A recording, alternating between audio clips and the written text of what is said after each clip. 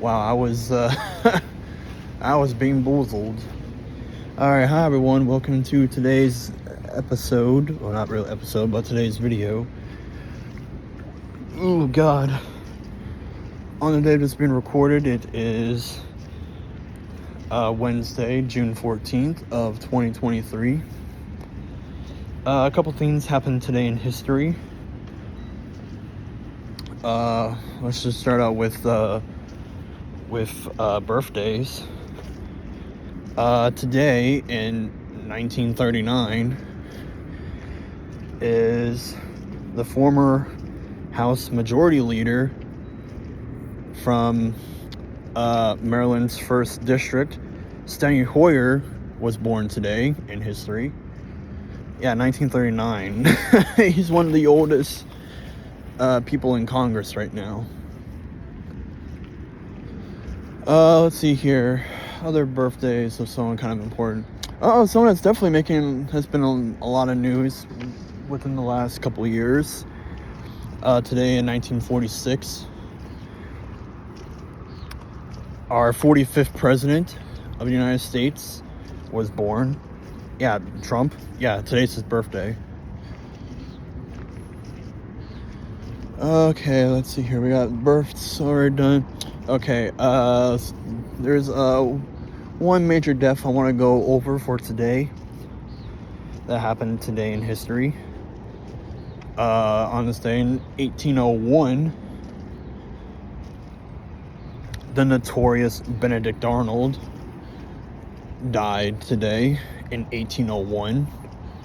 Obviously, he was a British colonel in the French and Indian War.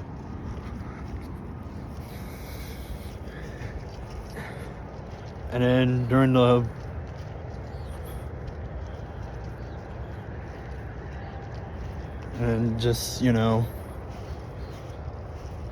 American Revolution.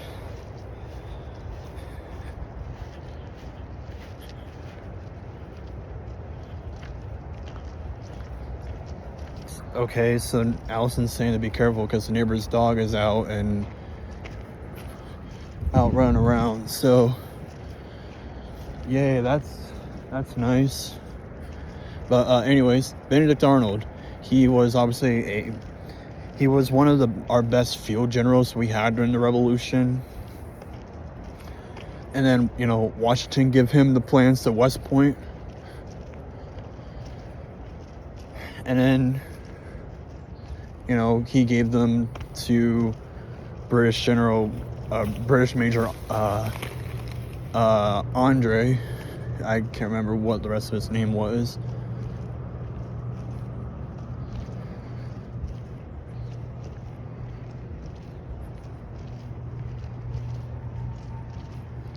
And then, Benedict Arnold went down in history as a notorious American traitor.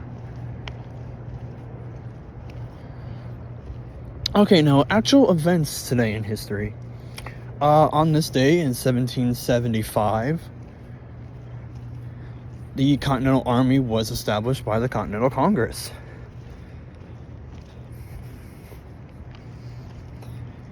And who did they choose to lead the new Continental Congress? Well, everyone knows them, everyone loves them. Would end up being one of America's greatest generals, the only person to be unanimously elected as president of the United States twice, and the father of our country. Yeah, you all know who it is. George Washington. He became commander-in-chief of the Continental Army. And pretty much from today on was the birth of pretty much the American Army. I mean, it was still the Continental Army up until, the end of the American Revolution, but it would later turn into the American Army.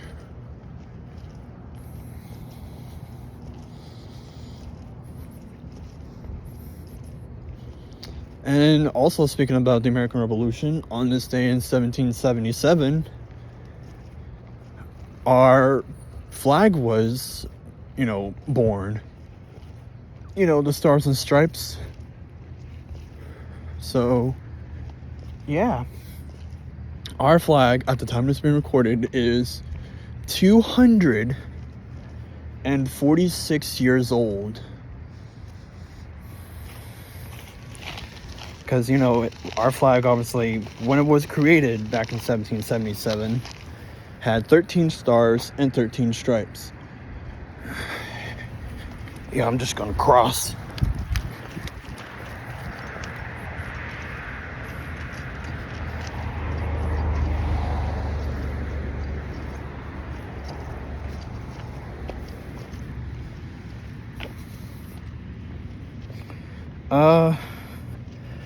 Oh, let's see here.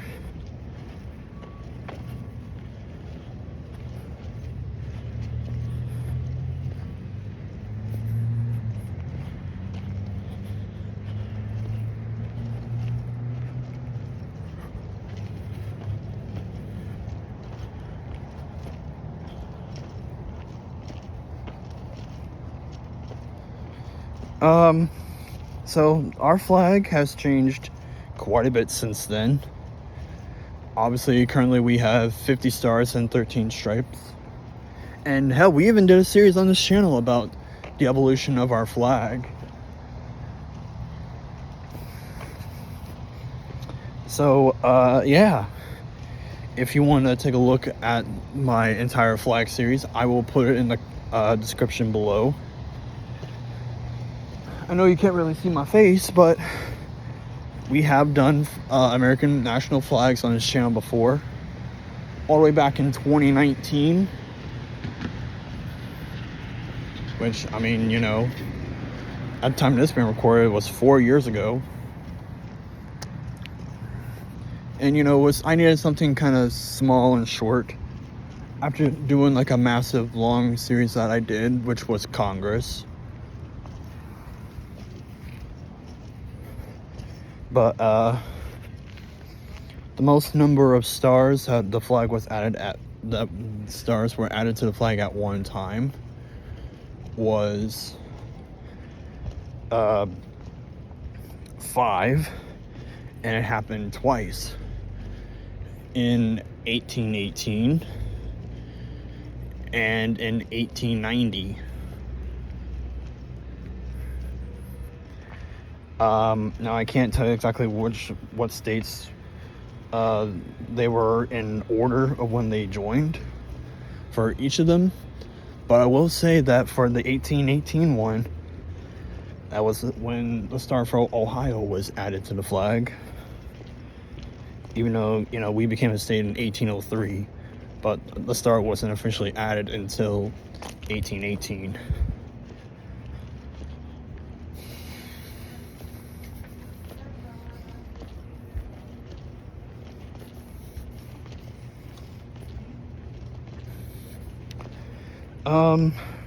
Oh, that's something else I forgot to put on the back of my paper. That's a little history lesson for my manager,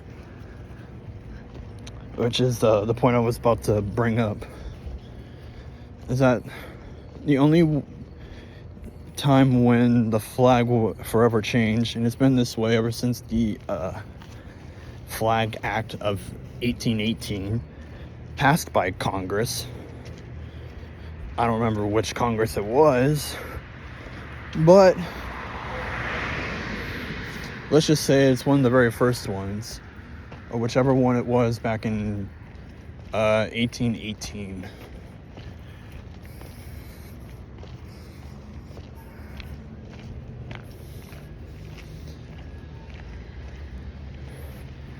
That the new star wouldn't officially get the star until the next July 4th. So let's just say, hypothetically, if, I don't know, let's say Guam becomes a state. Let's say it becomes a state tomorrow, June 15th.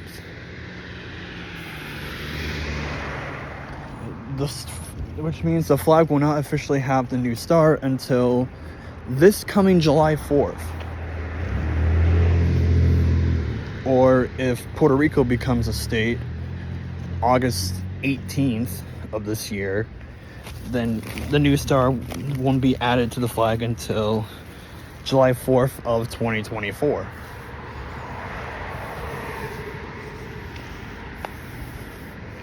Yeah, I know it's kind of weird, but that's what the flag law is. It also stated that the stripes of the flag will always remain at 13 because people realized that, well, if you kept adding more and more stars, more states into the union,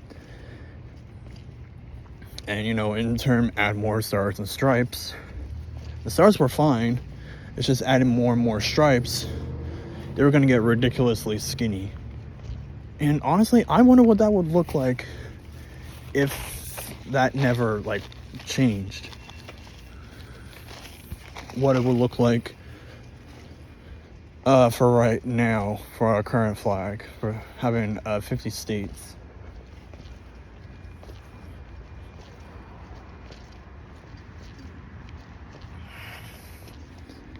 But yeah, the only time we had more than 13 stripes on our flag was in 1795, when Vermont and Kentucky became the 14th and 15th state. Because, it was, they're like, oh, okay, so we originally had 13 states, 13 stars. So we're going to add 2 more stars and 2 more stripes.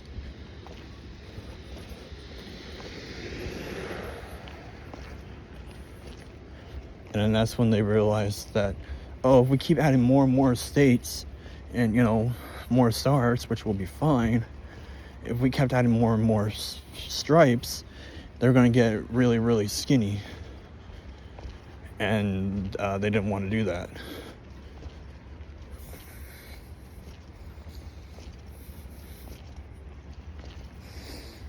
Which, led to the Flag Act of 1818, and, when we got 5 new states.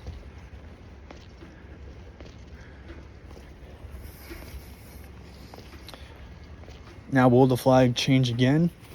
Well, that's technically up to Congress to figure that out.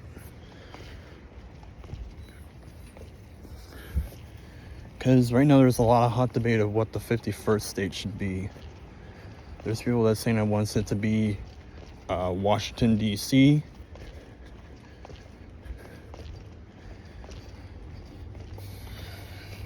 And there's a lot of other people, including myself, that should be Puerto Rico. Now, I know what you're thinking. Wait, why Washington, D.C.?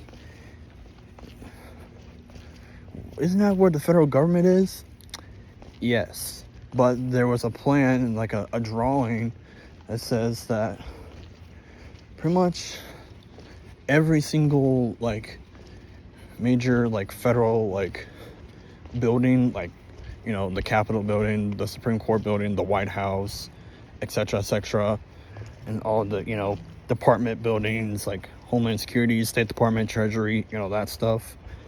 It was still going to be in its own federal district, but it was drawn inside of the actual current federal district. But see, the only problem with that is that more people live in the federal district than a few actual states, which is kind of uncomfortable. But at least the one thing that they are able to have a say in is the presidential election. They are granted 3 electoral college votes,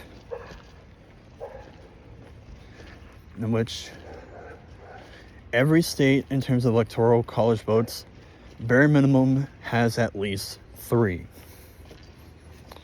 Because,